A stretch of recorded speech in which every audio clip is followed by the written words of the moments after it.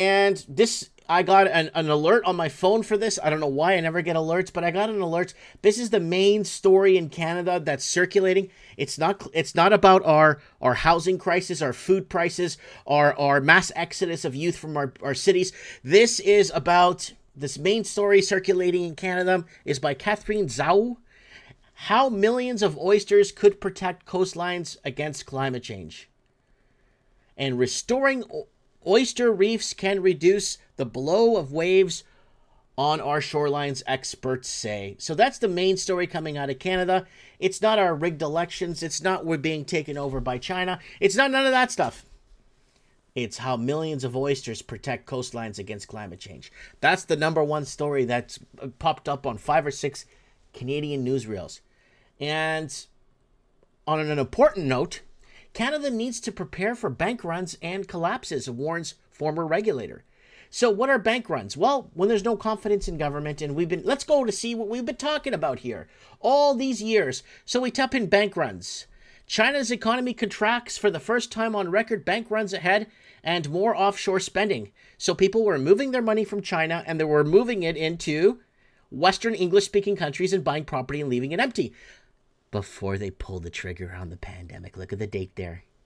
4 years, 11 months ago. No cash at bank machines. People can't withdraw cash. Monetary runoff. Bank runs ahead. Attention. Bank runs out of liquidity. Major bank runs ahead as people lose confidence in government. That was over 5 years ago.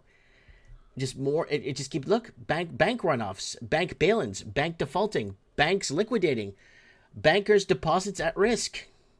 It just keeps going on. I like this one. This is a good one. China bank wars may lead to hot war. Repo skyrockets. They need to pull the trigger on a pandemic. 5 years, 8 months ago. And this is so. It gets into a very interesting little tidbit of information right here, which I'm gonna share with you guys. It goes in right to the back here,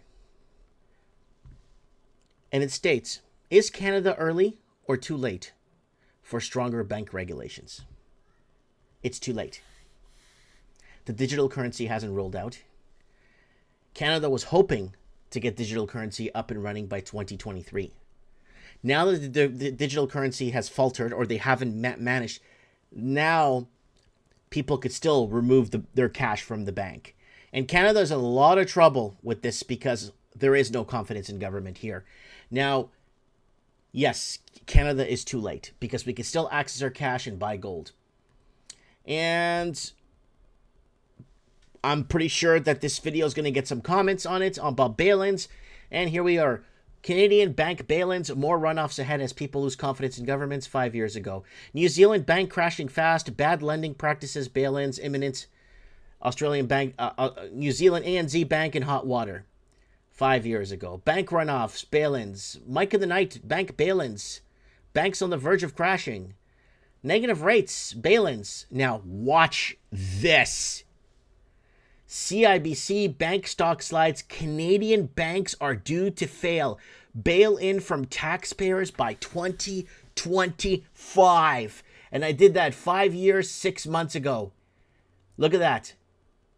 Canadian banks are due to fail. We already knew this banking system is Ponzi. We already knew it's garbage. We've been warning you for so long, trying to tell you how this is going to come down and how it's going to affect you people.